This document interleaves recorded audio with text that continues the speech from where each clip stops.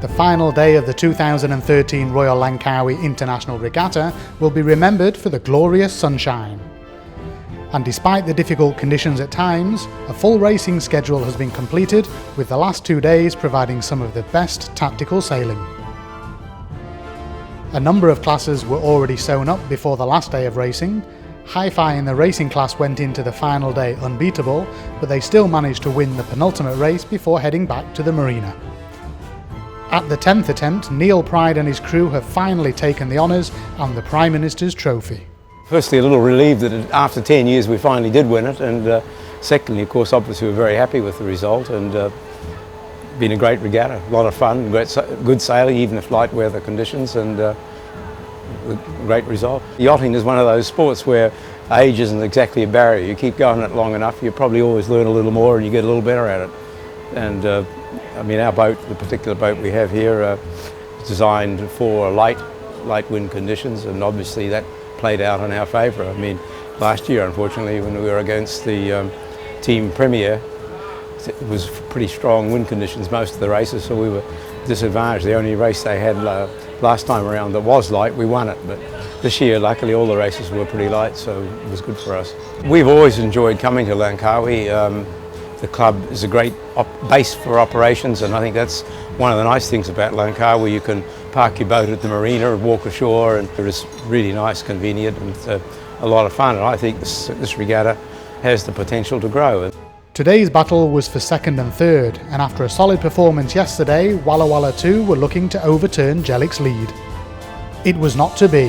A 2-4 for Jellic on the day meant they finished second overall, and Walla Walla 2 claimed third. The crew on Phoenix scored 2 more firsts to make it a clean sweep in IRC 1. Skybird got the better of Nijinsky on the day, but had to settle for third overall behind Nijinsky. Only one race for the Sportsboats today, and after a series of windward-leewards, the PRO sent them off on a longer course in the harbour. As the winds picked up, it was Singapore Management University who performed best to take the final race win. The series standings remained unchanged, however, as the ATM crew retained their title. After a consistent 4th place through the Multihull Racing series, Andaman Cabriolet Nina saved their best for the penultimate race and took the win. However, a 3-1 for Mojo today was enough to seal the title, ahead of last year's winner Fantasia. In Multihull Premier, it was Prima Donna who came out on top with today's race win and the overall series title.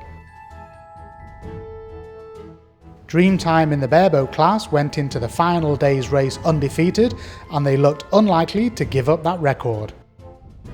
The light winds favoured their international crew, and they made it another win and took the series title ahead of Morocco in second and Ratana in third.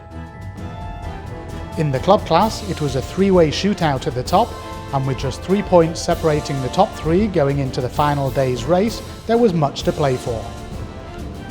Maitoi followed their 3-1 from the day before with a third today.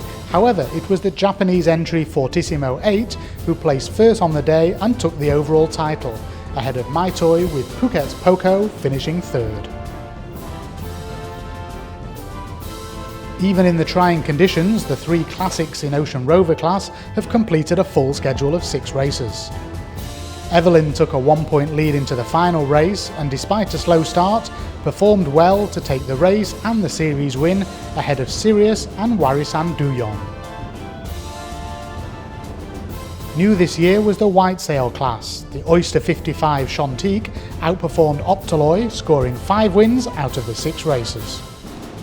Despite being the clear winner, at times just over a minute separated the two on the finish line. The 41 boats in the 2013 Royal Langkawi International Regatta will remember this year for challenging and varied conditions, which produced some close battles and a few surprises.